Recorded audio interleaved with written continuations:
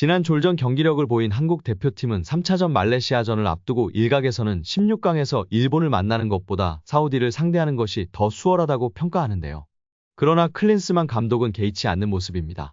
한국이 일본이나 사우디를 피하고 싶어 할 거라는 얘기가 많다는 한 외국 기자의 말에 클린스만 감독은 전혀 사실이 아니다. 피하고 싶은 팀은 단 하나도 없다고 말했습니다. 이어 조 1위로 16강에 오를 자격 있는 팀이라는 걸 보여주겠다. 16강 상대에 대해서는 내일 얘기하자고 말했습니다. 클린스만 감독은 가장 중요한 건 바로 다음 경기다라는 지론을 이날도 강조했습니다. 그는 첫 경기부터 마지막 7번째 경기까지 쉬운 팀은 하나도 없다. 매 경기 어려울 것이라면서 내일 승리만을 위해 최선을 다하겠다고 거듭 강조했습니다. 그는 너무 이기고 싶다. 꼭 이겨야 하는 경기다.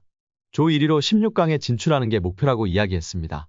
말레이시아 경기 전 공식 기자회견에서 그는 피하고 싶은 팀은 단 한 팀도 없다. 매번 말하지만 한 경기씩을 생각할 것이다.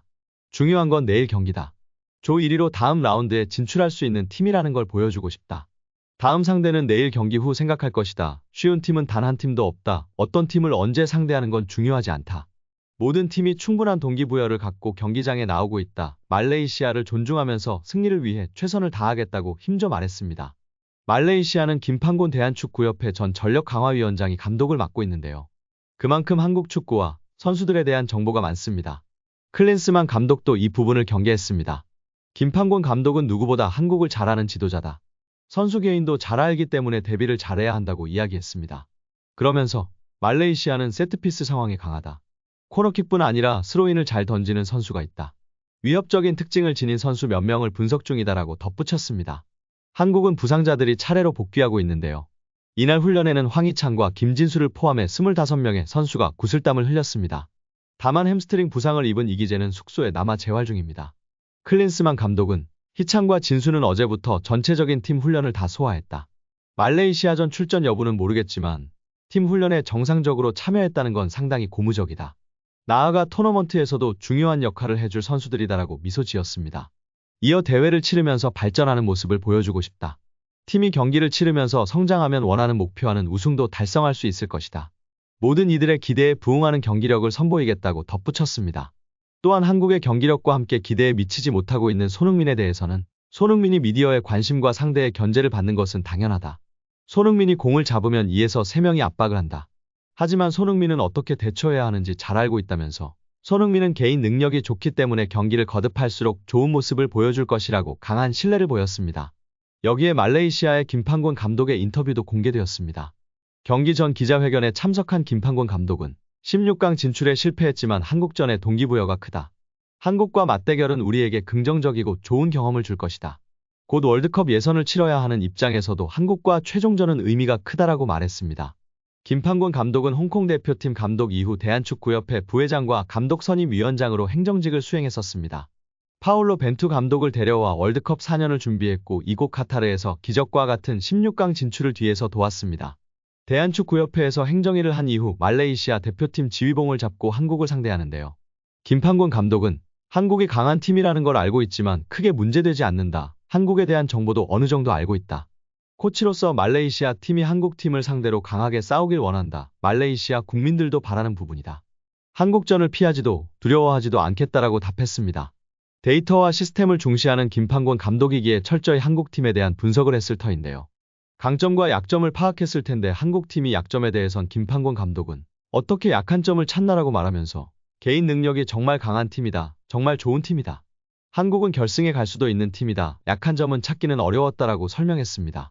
한국 대표팀이 오늘 예정된 말레이시아와 경기에서 대승을 거두고 조 1위로 올라설 경우 최악의 대진표를 받게 될 것으로 보입니다. 한국이 조 1위로 통과할 경우 16강에서 맞붙을 상대는 우승 후보로 꼽히는 일본입니다. 이번 대회 하이라이트로 꼽혔던 한일전이 조기에 치러질 가능성이 생긴 것입니다. 특히 한국은 1, 2차전에서 주전 선수들이 대부분 풀타임을 소화했지만 일본의 경우 인도네시아전에서 로테이션을 돌리며 주전 선수들의 체력을 아껴둔 상태입니다. 또 경기 일정상 한국보다 하루를 더 쉴 수 있습니다. 운명의 숙적 일본을 꺾더라도 결승전까지 가는 길은 험난한데요. 8강에서는 강팀 이란을, 준결승전에서는 지난 대회 우승국이자 개최국인 카타르를 만날 것으로 보입니다. 결국 조 1위로 통과하는 순간부터 일본, 이란, 카타르를 만나야 하는 피 튀기는 대진에 합류하게 되는 셈입니다. 어차피 우승하려면 모든 팀을 두려워하지 않고 다 이겨야 하기 때문에 상대팀에 대한 것은 무의미할 수 있습니다. 그렇다면 2위로 진출 시에는 강점이 무엇이 있을까요? 사우디, 호주 등을 만난다는 것 이외의 가장 큰 장점은 바로 일정입니다. 16강 일본을 피하며 하루 덜 쉰 일본과 안 붙어도 된다는 점과 2위로 올라갔을 시 준결승을 마치고 반대편 결승 상대보다 하루를 더 쉴 수 있는 일정을 갖게 됩니다. 토너먼트 대회에서 하루 휴식은 매우 큰 의미인데요. 조금 더 전략적으로 접근하지 않는 클린스만호에 대한 불만감이 높아지고 있습니다. 일단 팬들은 조규성을 계속해서 신뢰하는 발언을 하고 있는 클린스만에 대한 불만감을 표현하고 전술적인 능력과 선수 기용, 선수 선발에서 풀백도 부족하게 선발한 점 등을 크게 비난하고 있는 상황입니다. 일본의 유력 매체에서도 16강에서 한국을 만날 가능성이 높다는 기사를 보도하기도 했는데요. 이에 일본 팬들은 자국의 수비력이 약하다며 한국을 만나면 3골을 실점할 수도 있다는 비관적인 팬부터 16강에서 한국을 잡고 기세를 올려야 한다.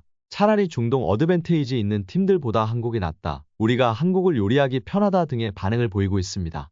과연 말레이시아와의 경기는 어떻게 흘러갈까요? 대승으로 조 1위를 차지한 후 일본, 이란을 만나는 여정을 떠나게 될까요? 결국 조 2위로 사우디, 호주와 만나게 될까요? 현재 선두 요르단의 골 득실차로 밀려있는 상황입니다.